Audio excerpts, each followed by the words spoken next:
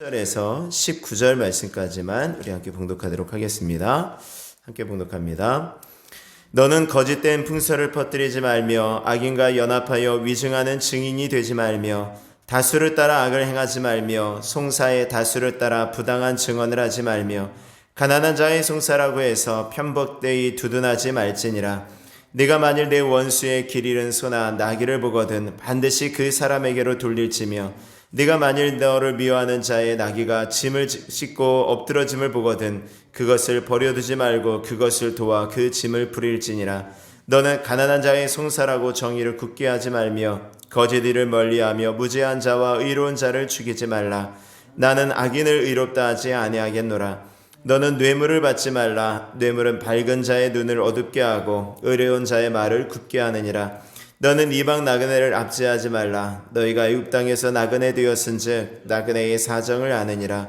너는 엿새 동안은 너의 땅에 파종하여 그 소산을 거두고 일곱째 해에는 갈지 말고 묵혀두어서 내 백성의 가난한 자들이 먹게 하라. 그 남은 것은 들짐승이 먹으리라. 내 포도원과 감람원도 그리할지니라. 너는 엿새 동안에 내 일을 하고 일곱째 날에는 쉬라. 내 소와 나귀가 쉴 것이며 내 여종의 자식과 나그네가 숨을 돌리리라. 내가 내게 이른 모든 일을 삼가 지키고 다른 신들의 이름은 부르지도 말며 내 입에서 들리기도 하지 말지니라. 너는 매년 3번 내게 절기를 지킬지니라. 너는 무교병의 절기를 지키라. 내가 내게 명령한 대로 아비벌의 정한 때에 이래 동안 무교병을 먹일지니 이는 그 달에는 내가 애굽에서 나왔음이라. 빈손으로 내 앞에 나오지 말지니라. 맥추절을 지키라. 이는 내가 수고하여 밭에 뿌린 것의 첫 열매를 거둠이니라.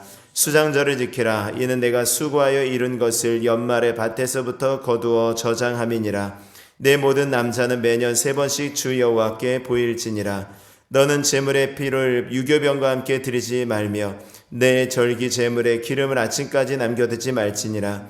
내 토지에서 처음 거둔 열매에 가장 좋은 것을 가져다가 너희 하나님 여호와의 전에 드릴지니라. 너는 염소 새끼를 그 어미의 젖으로 삼지 말지니라.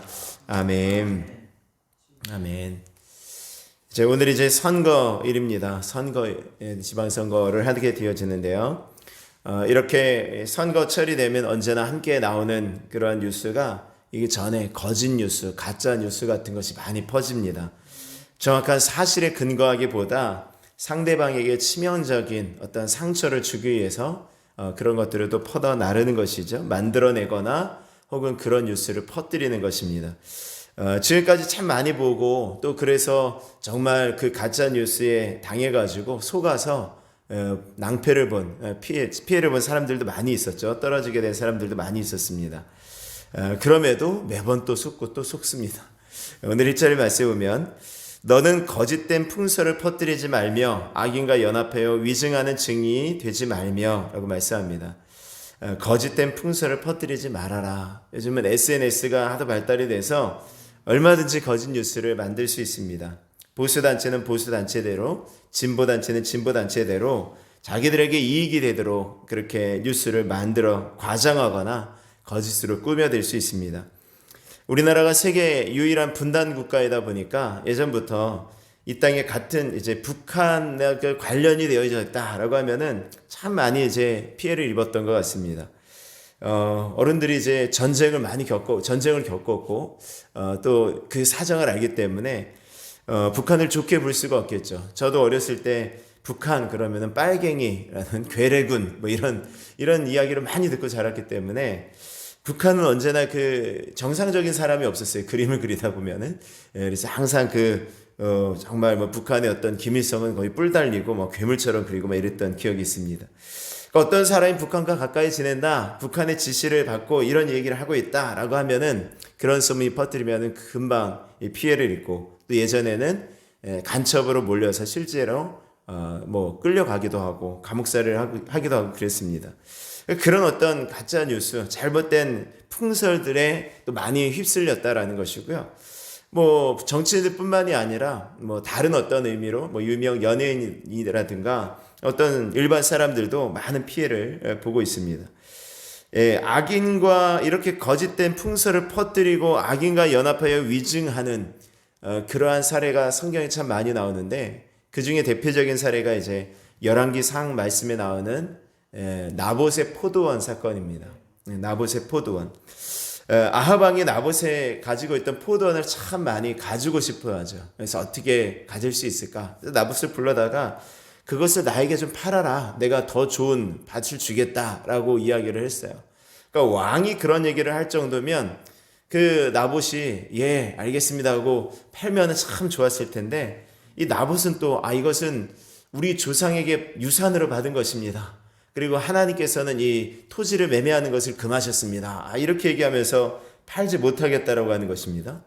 그러니까 나봇이 또 거기서 포기했으면 괜찮은데 그것을 가지고 또 끙끙 앓아요. 포도원이 얼마나 또 마음에 들었으면 얼마나 좋았길래.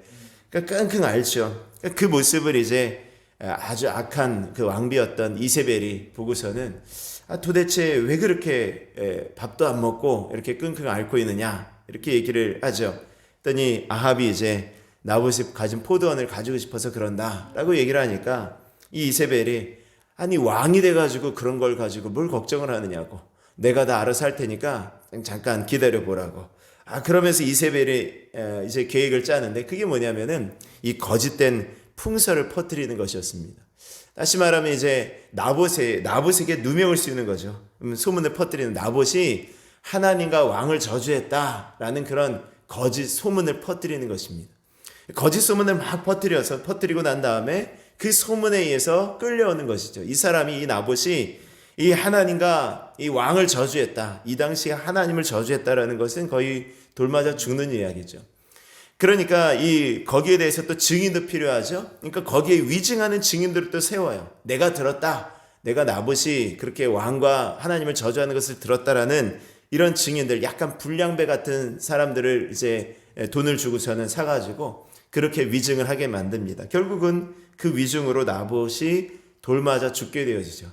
그리고 나서 아합이 그 포도원을 가로채는 사건이 있었습니다. 하나님께서는 그것을 가증한 일로 보셨죠. 이렇게 거짓된 풍설을 퍼뜨리고 악인과 연합하여 위증하는 이런 일들, 그것으로 자기의 이익을 찾았던 그런 것들을 아주 가증하게 보셔서 나중에 아합과 이세벨 그리고 그 가문을 아주 다 멸하시는 그런 모습을 볼 수 있습니다. 2절의 말씀에 보면 다수를 따라 악을 행하지 말며 송사의 다수를 따라 부당한 증언을 하지 말아라 라고 말씀합니다. 다수를 따라 악을 행하지 말아라. 근데 군중심리라는 것이 있습니다. 그것이 옳은지 그른지 생각하지 않고요, 많은 사람들이 가는 곳에 그대로 따라가는 거죠. 여러 사람이 이제 횡단보도에 딱 서 있어요. 빨간불이에요. 근데 여러 사람이 쫙 서 있다가 한 20명의 사람들이 서 있다라고 한다면 그 중에서 갑자기 한 15명 정도가 빨간불인데 막 건너가 보면은요, 나머지 5명 다 따라가요. 다 여기 그러면서 그냥 쭉쭉쭉 따라갑니다. 이게 군중심리라는 거죠. 올해로 이제 2002년 월드컵이 열린 지 20년째 되는 해 아닙니까? 딱 요즘에 이제 월드컵 기간이었던 것 같아요. 기억이 나는데 대단했었죠. 정말 우리나라 또 성적도 4강까지 올라가니까 얼마나 좋았겠어요. 사람들이 그냥 저마다 그냥 빨간 옷 입고 광장에 모여가지고 막 그렇게 응원을 했습니다. 근데 거기까지 하면 좋은데 경기에 이기고 막 이러니까 사람들이 그냥 서로 모르는 사람도 부둥켜 안고 막 좋아하고 막 이러고요. 그리고 막 그 기쁘에 못 이겨가지고 이 사람들이 지나가는 차에 막 올라간 거예요. 차에 막 전화 올라가지고 거기서 막 뛰고 방방 뛰고 그러니까 어떻겠습니까? 이게 차가 다 찌그러지고 막 난리가 났죠.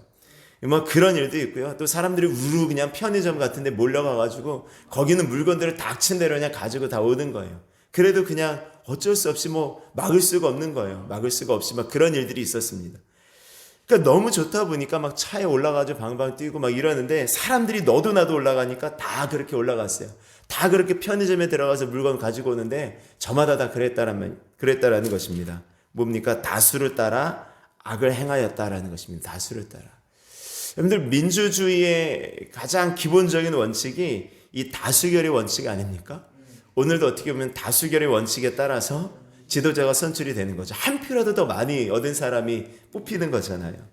그 가운데 소수의 의견도 존중해야 된다라는 어떤 의견도 있지만 다수결, 이 민주주의, 이 다수결이 꼭 좋은 게 아닌 거 아시죠? 다수결의 원칙에 따라서 했는데 그것이 나빴던 경험들이 참 많은 것입니다. 우리나라 투표 역사상 최악의 투표가 있어요. 아주 부끄러운 그 결과인 부끄러운 투표인데 박정희 대통령 때 유신 헌법에 대한 국민 투표였습니다. 전체 유권자의 91.9%가 참여했고요. 말도 안 되는 투표율이죠. 그리고 그 가운데 찬성이 91.5%였어요. 그러니까 엄청나게 많이 거의 뭐 다 찬성한 거죠. 근데 그 법이 여러분들이 아시는 것처럼 우리나라의 민주주의를 한참 뒤로 가게 한 이 법이었어요. 대통령의 아주 권한을 엄청 강화한 법이었죠. 대통령 직선제를 폐지했습니다. 우리 국민의 손으로 뽑는 것을 폐지하고 국회의원의 3분의 1을 대통령 추천으로 뽑았어요. 말이 안 되는. 그리고 대통령이 헌법의 효력까지도 일시로 정지시킬 수 있는 그런 권한이 있었고 국회 해산권을 가지고 있었고 대통령의 임기를 6년으로 하고 그리고 중임제 연임 제한을 없앴어요. 다시 할 수 있다는 걸 없애서 결국은 죽을 때까지 계속해서 대통령을 할 수 있게끔 만들었던 법이었어요. 거의 모든 국민이 찬성했던 다수를 따라 찬성했던 다수가 결정했던 법인데 지금으로 말하면 지금 상황으로 봐서는 민주주의를 한참 뒤로 가게 했던 그런 법이었죠. 그것에 반대했던 사람들은 또 옥살이하고 많이 어려움을 겪었던 것을 우리들이 압니다. 근데 그보다 더 안타까운 그런 아주 정말 말도 안 되는 다수를 따라 행해서 참 안타깝게 이뤄진 사건이 예수님의 그 사건 아니겠습니까? 예수님께서 십자가에 달려 돌아가실 때 그 다수에 따라 한 것입니다. 다수결의 원칙에 따라. 이 사람은 어떻게 할까? 내가 바라바를 놔줄까? 예수를 놓아줄까라고 했을 때 대다수의 사람들이 예수를 십자가에 못 박고 바라바를 놓아주라고 외쳤습니다. 그에 따라 예수님께서 십자가에 못 박혀 돌아가시게 된 것이죠. 물론 다 하나님의 어떤 구원의 계획 속에 있는 것이었지만 결과적으로 다수를 따라 악을 행하는 것에 그런 대표적인 예가 되어졌던 것입니다. 자, 이렇게 말씀을 하는 것입니다. 재판에 중요한 말씀을 하시는 거죠. 그 다음에 이제 재판에 중요한 말씀을 하시는데요. 3절 말씀 보시면 가난한 자의 송사라고 해서 편벽되이 두둔하지 말지니라. 그리고 6절 말씀 보면 너는 가난한 자의 송사라고 정의를 굽게 하지 말아라 라고 말씀하죠. 그러니까 이 두 가지가 다 어떤 말씀입니까? 가난한 자에 대한 어떤 배려, 그리고 가난한 자라고 해서 공정하게 된다. 배려와 편을 드는 것은 좀 다른 부분인 것 같습니다. 배려와 편을 드는 것. 그러니까 배려라는 것은 뭐냐면 6절 말씀에는 가난한 자의 송사라고 정의를 굳게 하지 말아라 라고 말씀하고 또 가난한 자의 송사라고 편벽되이 두둔하지 말지니라. 늘 편벽되이 두둔한다라는 것이 뭐냐면은 가난한 자라고 해서 그 사람의 그 가난한 자의 그 사정을 봐주지 말아라라는 것입니다. 그러니까 부자가 악이 아니잖아요. 마찬가지로 가난하다라는 것이 선이 아닙니다. 그러니까 공정하게 재판을 하라는 것입니다. 공정하게. 그러니까 똑같이 가난한 자라고 해서 무조건 편들어 주어서도 안 되지만 가난한 자라고 해서 부자와 비교했을 때 무시당해서도 안 된다라는 것입니다. 여러분들이 생각할 때 우리나라의 법은 우리나라의 법이 아니라 우리나라의 재판, 우리나라의 어떤 상황은 어떻다라고 생각하십니까? 어떻습니까? 부자가 조금 더 가난한 자보다 조금 나은 판결을 받는 것 같으십니까? 아니면은 가난한 자는 정말 어쨌든 법대로 다 받고 가난한 자는 그렇지 않고 그런 것 같습니까? 만약 그렇게 생각하신다면 하루빨리 이 땅에 하나님의 공의가 설 수 있도록 여러분들이 기도하실 수 있기를 바랍니다. 그 다음에 말씀 무엇입니까? 8절의 말씀에 보면 너는 뇌물을 받지 말라. 뇌물은 밝은 자의 눈을 어둡게 하고 의로운 자의 말을 굽게 하느니라. 여러분들 이 쭉 말씀 보면 결국은 이런 사람 우리가 뽑아야 되겠다라는 마음이 드시죠. 이런 사람 정말 가난한 자의 송사라고 가난한 자라고 해서 막 무조건 편들어 주거나 또 가난한 자라고 해서 무시하거나 이런 것이 아니라 정말 공정하게 법과 정의에 따라서 재판할 수 있는 그러한 판결할 수 있는 그러한 지도자, 그리고 거짓된 풍설에 빠지는 것이 아니라 정말 정직하게 그 사실과 팩트에 근거해서 잘 이끌 수 있는 그런 지도자, 그리고 뇌물을 받지 않는, 이 뇌물 때문에 참 얼마나 많은 어려움이 있습니까? 뇌물을 받게 되어지면 이 공정한 판단을 할 수가 없는 것입니다. 뇌물을 받게 되어지면 오늘 말씀하는 것처럼 밝은 자의 눈을 어둡게 한다라는 것입니다. 그리고 의로운 자의 말을 굽게 한다. 그러니까 듣지 않는 것입니다. 말이 안 되는, 자꾸만 이제 안 되는 거죠. 뇌물. 그러니까 이 잠언 말씀에 보면은요, 뇌물을 억지로 내게 하는 자는 나라를 망하게 한대요. 뇌물이 결국은 나라를 망하게 하는, 나라를 가난하게 하는 것입니다. 나라를 힘들게 하는 것이죠. 뇌물이 막 공공연하게 있을수록 이 나라가 좋지 않은 나라예요. 사실 아주 예전에 필리핀에 선교를 갔어요. 몇 번 갔는데, 이제 그 필리핀 현지 그 아이들 준다고 옷을 좀 많이 이제 준비해 갔습니다. 이제 현지 물품 이제 가져가잖아요. 그랬더니 그게 공항 세관의 눈에 딱 보인 거예요. 그러면서 자꾸 묻는 거예요. 이게 뭐냐고, 어디에 쓸 거냐고, 이거 가서 팔 거 아니냐고 막 묻는 것입니다. 굉장히 까다롭게 막 하는 것입니다. 그랬더니 필리핀 선교사님이 자꾸 그러니까 그냥 $10 정도 주라고. $10 주라고. 그래서 $10 줬어요. 만사형통인 거예요. 그냥 통과. 그러니까 필리핀은 필리핀 선교사님이 그냥 공직자들이 공공연하게 아주 뇌물을 요구한다라는 것입니다. 이거 주면은 다 받는다라는 거예요. 그러니까 나라가 빈부의 격차가 엄청 심하고요. 필리핀이. 그러니까 나라가 굉장히 아직까지 선진국 대열에 들지 못하고 있는 것 아니겠습니까? 뇌물을 내게 하는 자는 억지로 이제 나라를 망하게 하는 것입니다. 나라를 망하게 하는 것. 그 다음에 이제 10절에서 13절의 말씀에 보면은 이제 안식일에 대한 말씀이 나오죠. 안식일이 어떤 것인가 하는 것입니다. 어떻게 해야 되는가? 자, 11절 말씀 보면은, 10절 말씀 보면은, 10절, 11절. 너는 엿새 동안은 너희 밭에서 파종하여 그 소산을 거두고, 일곱째에는 갈지 말고 묵혀두어서 내 백성의 가난한 자들이 먹게 하라. 그 남은 것은 들짐승들이 먹으리라. 내 포도원과 감람원도 그리할지니라. 들 안식일 하는 데 있어서 이 땅까지 쉬게 하는 것입니다. 땅. 6년 동안은 파종을 하고 7년째 될 때는 그 쉬게 갈지 말고 묵혀두는 것입니다. 그것은 이 땅의 공개념이에요. 이 땅은 개인적인 소유가 아니라 이 땅은 모두 하나님께서 주신 그런 땅으로 여겼어요. 그래서 땅을 가지고 있다가도 희년이 되어지면 다시 원주인에게 돌려줘야 되는 그런 모습이 있었죠. 그것처럼 이 땅을 6년 내 땅이 아니니까 이 말씀대로 6년 동안은 나를 위해서 하고 7년은 하나님께 드린다라는 의미로 1년을 쉬게 하는 것입니다. 그리고 1년을 쉬게 함으로써 얻게 되어지는 것이 무엇입니까? 땅이 이제 계속해서 땅에 농사를 지면 그 땅의 양분이 다 사라지는 거예요.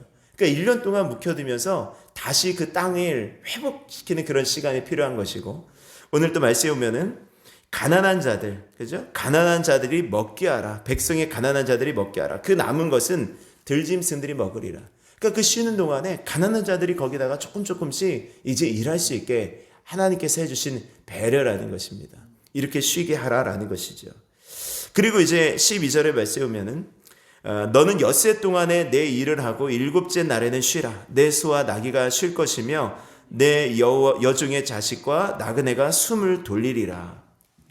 말씀해 보면 무엇입니까? 일단은 안식일에 또 한 가지의 법칙이 있죠. 엿새 동안은 일하고 7일째 쉬는 것입니다. 그러니까 안식한다라는 것은 쉼에 대한 어떤 의미이기 때문에 엿새 동안은 일하는 것이 또 중요한 거예요. 내 일이 있는 것. 우리 그런 말 하잖아요. 청년의 내일은 내 일이 있어야 된다라고 하는 것 아니겠습니까? 자기 일이 있어야 내일이 있죠. 그러니까 매일매일 일한다는, 내가 엿새 동안 일할 수 있는 터전이 있다, 삶의 그런 장소가 있다, 일터가 있다라는 것은 그게 복인 것이죠. 그러니까 엿새 동안에 일을 하는 것입니다. 내 일을 하고. 우리에게 모두 일이 있죠. 이 새벽에 나오신 분들은 이 새벽부터 어쨌든 새벽 기도하는 어떤 기도의 어떤 부담들, 이것이 하나님께서 우리들에게 주신 또 일인 것을 믿으실 수 있기를 바랍니다. 기도하는 것이죠. 매일매일 할 일이 있는 것입니다. 직장이 있고 갈 곳이 있다, 만날 수 있는 사람들이 있다는 것이 행복이죠. 은혜인 것입니다. 엿새 동안에 우리의 일을 하다가 우리의 일을 하는 것입니다. 그리고 일곱째 날에는 쉬는 것입니다. 근데 또 한 가지 법칙이 무엇입니까? 나만 쉬는 게 아니에요. 말씀, 누구도 쉬는 것입니까?